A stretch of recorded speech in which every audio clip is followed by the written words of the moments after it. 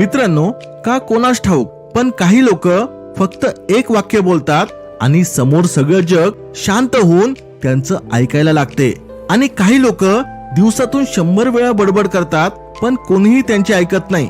तुमच्या बाबतीत कधी असं होतं का? तुम्ही खूप मेहनत करता, खूप चांगलं वागता, पण तरीही लोक तुमचा आदर करत नाही. असं असेल तर हा व्हिडिओ फक्त तुमच्यासाठी आहे, कारण मी स्वतः हे सगळं अनुभवलेलं आहे. एक काळ असा होता जेव्हा मी मनापासून लोकांसोबत चांगलं वागायचो, मेहनत करायचो, सर्वांसाठी काहीतरी करायचो, पण जेव्हा वेळ यायची तेव्हा लोक मला गांभीर्याने घ्यायचेच नाही. त्यावेळेस खूप चुकल्यासारखं वाटायचं. माझ्यात काय कमी आहे असा विचार मनात यायचा. पण मग एक दिवस मला एक गोष्ट समजली, रेस्पेक्ट मिळवायचा असेल तर फक्त चांगलं वागणं पुरेसं नाहीये, त्यासाठी शहाणपण पाहिजे. आज मी तुम्हाला 15 असे जबरदस्त नियम सांगणार आहे जे लोकांना तुमचा रेस्पेक्ट करण्यासाठी भाग पाडतील. चला तर मग आजच्या या व्हिडिओला सुरुवात करूया. सगळ्यात पहिला आणि महत्वाचा नियम आहे स्वतःचा सन्मान करा. अमेरिकन नेता एलेनॉर रूझवेल्ट म्हणतात, तुमच्या परवानगीशिवाय कोणीही तुमचं मन दुखवू शकत नाही, तुम्हाला कमीपणाची जाणीव करून देऊ शकत नाही. म्हणजेच तुमची किंमत किती आहे, तुम्हाला किती सन्मान मिळायला हवा हे ठरवायचं काम दुसऱ्याचं नाही, ते फक्त तुमचं आहे. तुम्ही स्वतःला जितका मान द्याल तितकाच मान तुम्हाला जगाकडून मिळेल.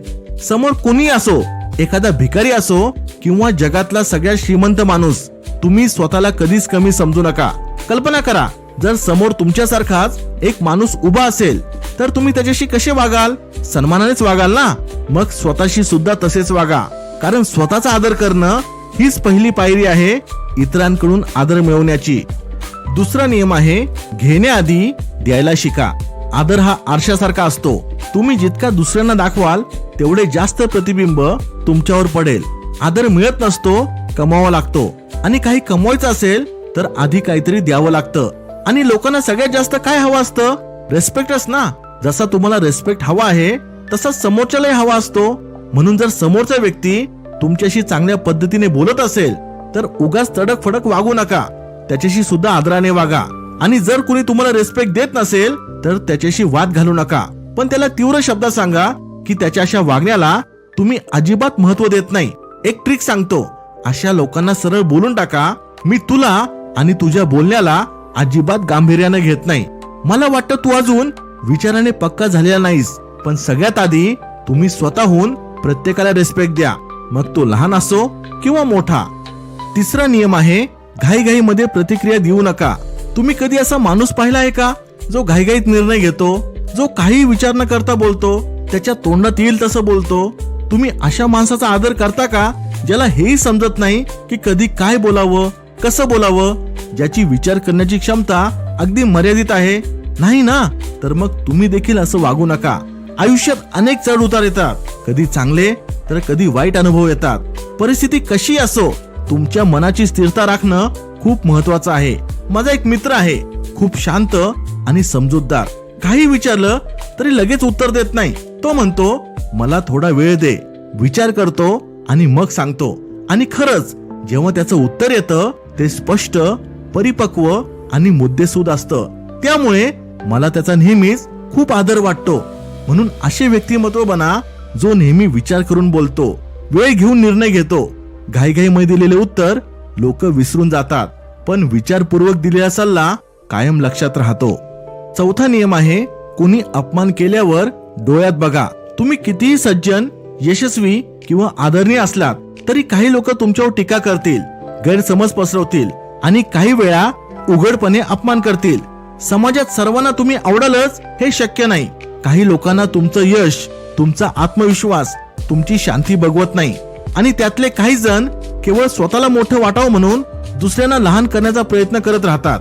जेव्हा कुणी एखादा व्यक्ती तुमचा अपमान करतो तेव्हा तुमची नजर खाली जाऊ देऊ नका, घाबरू नका, चिडूही नका.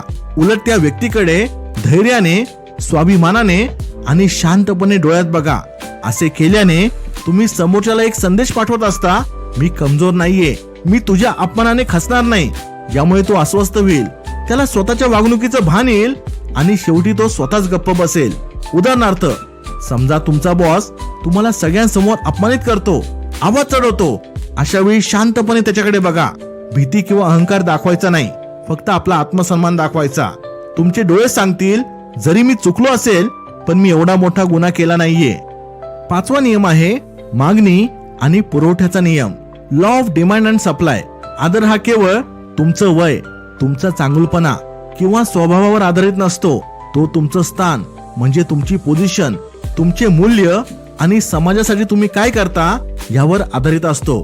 उदाहरणार्थ, जर एखादी व्यक्ती देशाचा पंतप्रधान असेल तर समाज त्या व्यक्तीचा आपोआप आदर करतो, कारण ती व्यक्ती एका मोठ्या पदावर आहे. जरी ती व्यक्ती वैयक्तिक पातळीवर फारशी चांगली नसली तरीही लोक तिच्याशी आदरानेच वागतात. आदराचा खेळ पूर्णपणे मागणी आणि पुरवठा या तत्वावर चालतो. जर तुमच्याकडे एक दुर्मिळ कौशल्य असेल, जसे की आर्टिफिशियल इंटेलिजन्स एक्सपर्ट, सर्जन, एखाद्या खास भाषेचा अनुवादक, आणि अशा व्यक्ती फार कमी असतील, तर तुमची किंमत आणि आदर आपोआप वाढतो, कारण मागणी जास्त आहे आणि पुरवठा कमी आहे. या उलट तुम्ही एक साधारण काम करणारे असाल आणि असंख्य लोक तेच करत असतील तर लोक तुमचा फारसा आदर करणार नाही, कारण तुमचं स्थान दुर्मिळ किंवा उपयुक्त नाही. म्हणून आदर मिळवायचा असेल तर अशा स्किल शिका ज्या दुर्मिळ आहेत. समाजासाठी उपयुक्त व्हा, स्वतःची एक ओळख निर्माण करा. 6वा नियम आहे बोलण्यामध्ये सहजता आणा. बोलताना अगदी थोडक्यात, शांत आणि ठाम पद्धतीने बोला. बोलण्याची गती फार झपाट्यानं नको आणि फार संथही नको. जशी गती तुमच्या विचारांशी जुळते तशी ठेवा. आवाज इतका मोठा नको की दुसऱ्याला त्रास होईल आणि इतका हलकाही नको की कोणी ऐकणारच नाही. बोलण्याआधी थोडं थांबा, विचार करा नेमकं काय बोलायचं आहे, कसं बोलायचं आहे. शब्दांची निवड करा, बोलण्याची पद्धत ठरवा आणि जेव्हा बोलाल तेव्हा इतका अर्थपूर्ण बोला की समोरच्याच्या मनात एकच विचार यावा, वाह किती छान सांगितलंय. 7वा नियम आहे तुम्ही किती हुशार आहात हे सिद्ध करण्याचा प्रयत्न करू नका. ठीक आहे, तुम्ही हुशार आहात, पण तुम्हाला लोकांकडून त्याची मान्यता हवी आहे का, कौतुक हवंय का, की बघा बघा मी किती हुशार आहे, बुद्धिमान आहे. जर हीच तुमची इच्छा असेल तर तुम्ही चुकीच्या मार्गावर आहात. स्वतःबद्दल सतत बोलणं, मोठेपणाचं प्रदर्शन करणं, इतरांना कमी समजणं हा सन्मान मिळवण्याचा मार्ग नाही, उलट हा सन्मान गमावण्याचा मार्ग आहे. लोक 2 प्रकारचे असतात. एक ते जे एखाद्या डोंगराच्या पायथ्याशी उभे राहून जोर जोरात ओरडत राहतात, मी हा डोंगर चढू शकतो, मी हा डोंगर चढू शकतो. आणि दुसरे ते जे डोंगराच्या शिखरावर उभे असतात पण शांत राहतात, ते काहीही बोलत नाही. त्या ओरडणाऱ्या व्यक्तीवर लोकांचे लक्ष असते, पण त्यांच्या नजरेत जो शिखरावर पोहोचलेला आहे तो जास्त लक्षात राहतो. तुम्ही काय आहात आणि तुम्ही काय करू शकता हे तुम्हाला चांगले माहिती असणे महत्वाचे आहे. विचार करा, एक जादूगार आपल्या जादूचं रहस्य उघड करत असेल तर त्याच्या जादूची किंमतच राहणार नाही. तसंच मी किती स्मार्ट आहे हे सांगण्यात काहीही सन्मान नाही. 8वा नियम आहे तुमची देहबोली रुबाबदार बनवा. तुम्ही ह्या व्यक्तीला ओळखता का? हे आहेत अमेझॉनचे संस्थापक जेफ बेझोस. आता तुम्हीच मला सांगा, तुम्ही ह्या माणसाला जास्त गंभीरतेने घ्याल की दुसऱ्या माणसाला? हे देखील जेफ बेझोस आहे, पण हा फोटो 20 वर्षानंतरचा आहे. दोन्ही फोटोंमध्ये व्यक्ती एकच आहे, फक्त त्यांच्या देहबोलीमध्ये फरक आहे. तुमची देहबोली तुमचा आत्मविश्वास दर्शविते. तुम्ही जितके अधिक झुकलेले, कमजोर आणि दीनदुबळे असाल, लोक सुद्धा तुम्हाला तशीच वागणूक देतील. एक चांगली देहबोली तुमच्या रिस्पेक्टला किती वाढू शकते याचं हे उत्तम उदाहरण आहे. 9वा नियम आहे कपड्यांचे मानसशास्त्र. कपडे माणसाला रिस्पेक्ट मिळवून देण्यात मोठी भूमिका बजावतात हे लक्षात घ्या. हा शाहरुख खान आहे आणि हा देखील शाहरुख खान आहे. क्लीन शेव्ड, लुक सेम आणि हेअरस्टाईल मध्ये सुद्धा काही खास फरक नाही.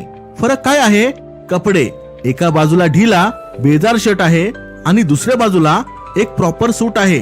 कोण जास्त आत्मविश्वासू आणि सन्मानास पात्र वाटतंय?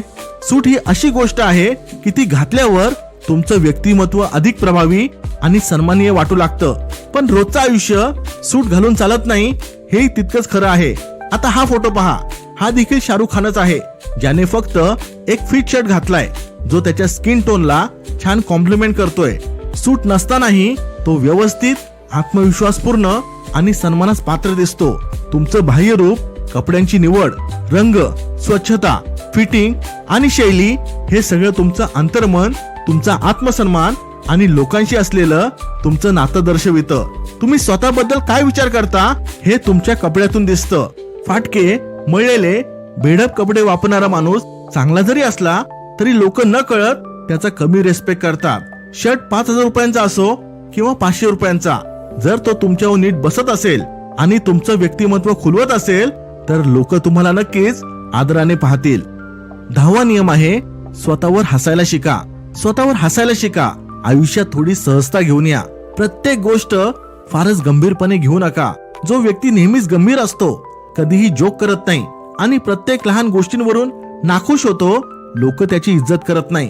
म्हणून जर कोणी तुमच्यावर छोटासा जोक केला तर शांत राहा. याचा अर्थ असा नाही की तुम्ही कमजोर आहात, तर हे दाखवते की तुमच्याकडे स्वतःवर हसायचा आणि हलक्या मनाने गोष्टी घेण्याचा चांगला सेन्स आहे. हा गुण तुमचा आदर वाढवतो, कारण लोक अशा व्यक्तीकडे आकर्षित होतात ज्याचं स्वतःवर हसण्याचं आणि हलक्या फुलक्या वातावरणात राहण्याचं सामर्थ्य असतं. 11वा नियम आहे तुमची कमजोरी, तुमचे दोष दुसऱ्यांना सांगू नका. आपली चेष्टा करून घ्यायची का? एक वेळेस ठीक आहे, तुम्ही थोडा विनोद केला, स्वतःच्याच कमजोरीवर थोडे हसले, पण मग तेच लोक पुन्हा पुन्हा त्याच गोष्टीवरून तुमच्यावर हसत राहिले तर कोणतीही गोष्ट जर मर्यादेबाहेर गेली तर ती घातकच ठरते. म्हणून स्वतःचे दोष, कमकुवत बाजू कधीही उघड करू नका. स्वतःवर विश्वास ठेवा, पण स्वतःला छोटं दाखवून नाही. 12वा नियम नेहमी रहस्यमय आयुष्य जगा.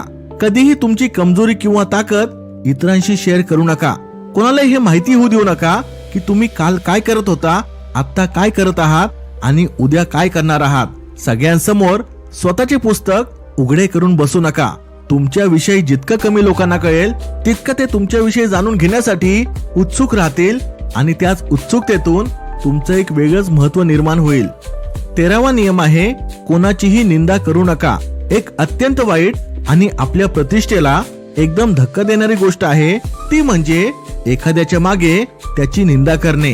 जेव्हा तुम्ही एखाद्या जवळ तिसऱ्या व्यक्तीची निंदा करत असता, त्यांच्याबद्दल बोलता, तेव्हा तुम्हाला काय वाटतं की ते तुम्हाला धन्यवाद देतील? नाही, ते असा विचार करतात की आज हा माणूस दुसऱ्याची गोष्ट माझ्याकडे सांगतोय तर उद्या हा माझ्या गोष्टी दुसऱ्याला 100% सांगणार. अशा प्रकारे तुम्ही स्वतःची विश्वासार्हता कमी करता आणि त्यामुळे तुमची प्रतिष्ठा घसरते. 14वा नियम आहे चूक असेल तर तिचा मोठ्या मनाने स्वीकार करा. लक्षात घ्या, तुम्ही माणूसच आहात, देव नाही. तुमच्याकडूनही चुका होतात, पण असं वागणं की तुम्ही कधी चुकत नाही हे अयोग्य आहे. 2000च्या दशकात फोर्ड मोटर्सला एका मोठ्या संकटाचा सामना करावा लागला.